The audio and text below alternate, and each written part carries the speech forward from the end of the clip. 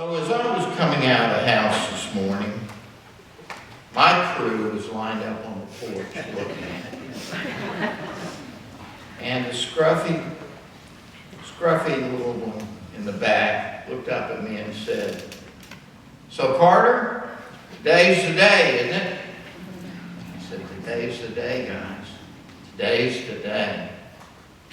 And the little black cat down at the front said, "Please remind them it's about cats too, and not simply about dogs."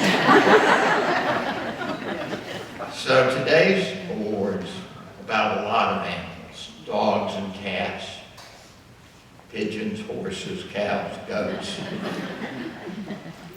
Jen can give us a list of later on.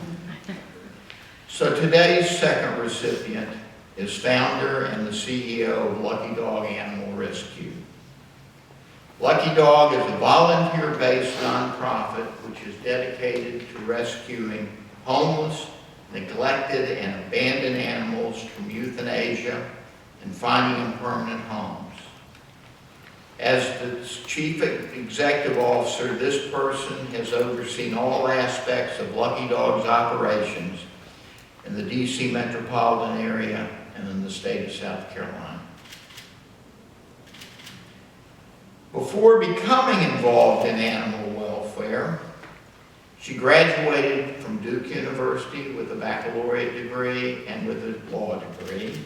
And then she worked in all three branches of the federal government. She clerked in the Ninth Circuit Court of Appeals for Judge Kim Wardlaw and on the United States Supreme Court for Justice Stephen Breyer. She served as counsel to then Senator John Kerry and chief counsel to Senator Menendez. She also served as senior counsel in the Office of Legal Policy in the United States Department of Justice. After leaving the governor, she then served as the executive search consultant for Russell Reynolds Associates, assisting nonprofits and universities to recruit senior leaders. But something then happened in the middle of this brilliant career. In the middle of this focused, extraordinary legal career, her journey began into animal rescue.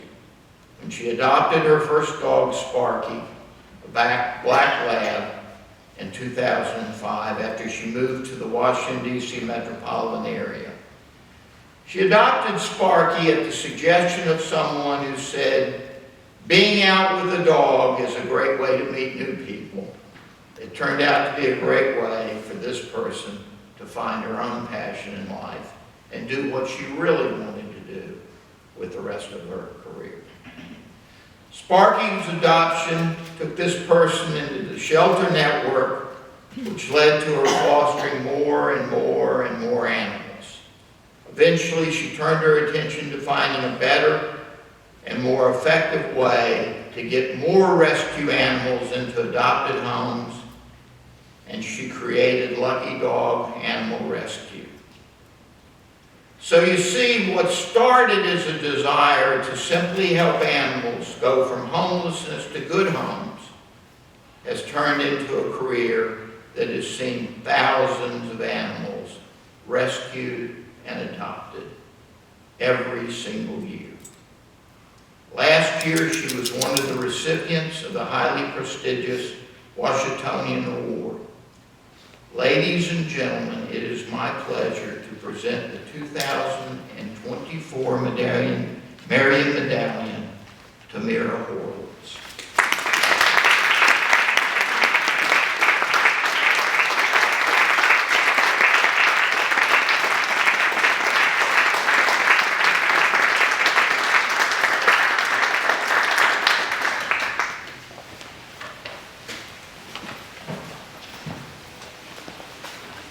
Thank you all so much, and congratulations, Jane, as well. It's a true honor to share this stage with you and to help this community build on the incredible work that the Florence Area Humane Society has done, and that the volunteers who are part of the fabric of animal welfare here in Florence. I happened upon Florence in It actually was a complete accident, to be honest. I was looking for animals to bring to the DC area, and a woman named Leila Joseph, who was working at the Florence Area Humane Society, reached out and asked if we would start taking some animals. And 4 animals turned into 8 animals, turned into Stephanie Moore volunteering to drive a whole van of animals up to the DC area. And that, 15 years ago, is how Stephanie and I started a regular transport of animals who couldn't find homes here in Florence to the DC area to find adoptive homes.